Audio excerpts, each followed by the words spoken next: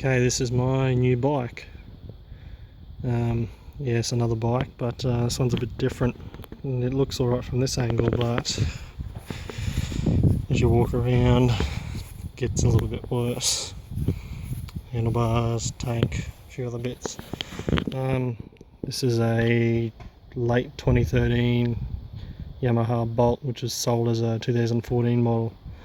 I won it at an auction online. I'd seen the bike in person, asked the holding yard what the go was with the bike, and they said, told me the auction site it goes to. So I had a bit of a look at the bike, seeing that there's nothing too bad to fix.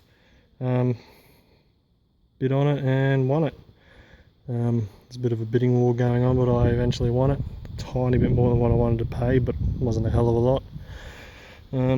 So yes. It's being dropped. It is a repairable write-off, so where I live that means I can fix the bike up, get it inspected and back on the road. So I priced up some of the parts that I need so far without going into the little bits and pieces. It'll cost me about $1,200 US plus freight. So there's a few other things I've got to add to that list, like I've got to get new levers. That shouldn't add too much. That $1,200 US gets me brand new painted tank, an entire headlight assembly, this top bracket up here, new handlebars, new switches, lever indicators, front fender, I think a gear lever as well. Other than that, should just need a general cleanup. I might get another rear fender because I don't think that'll come out, but I'll see how much that costs. So if I go over the entire bike, get a list of every single thing I need, order it in one hit, means I won't be paying more freight. Probably order from the US because it'll be cheaper than ordering in Australia. Can't tell how many Ks are on the bike just yet. I haven't really looked at that, but looks in reasonably good condition. As you can see, it's got the aftermarket Vance & Hines 2-2 pipes and the Vance & Hines air cleaner. I don't think it's got any sort of tuner on it. I had a bit of a poke around, couldn't see one.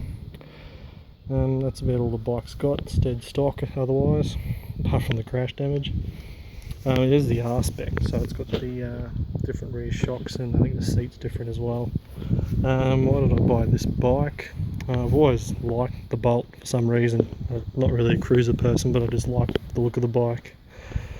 Went cheap enough, so took a bit of a gamble. If I get it fixed up and on the road for what I think it'll cost me, should be about $3,000 to $4,000 cheaper than buying one ready to go. Do all the work myself, so this is probably the first video in a few as I do all the little changes and fixes. Just pushing the bike around, it seems to be straight. The forks aren't bent. It didn't look like the bike was in a high-speed crash because the case looks all good.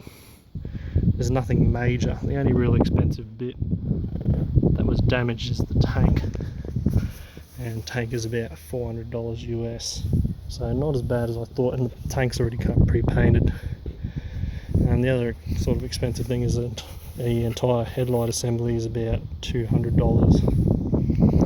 So there's a few expensive bits there that need replacing, but it's not like the motor's destroyed or the case is cracked or the frame's bent or the forks are damaged.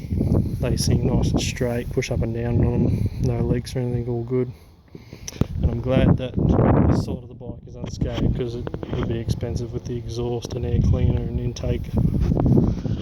So yes, that is the first video. So the plan is to get the bike running. The battery's flat at the moment, so I'll charge the battery, drain the fuel, put fresh fuel in there, and check the oil level and that, and try and get it to run. Once it's running, we can then order parts. I don't want to order parts for a bike that won't work. I can't see why it wouldn't work. Everything looks intact motor-wise, but better be safe than sorry than have an expensive, project I've got to part out for next to nothing. But yeah, stay tuned for part 2 in probably a week or so.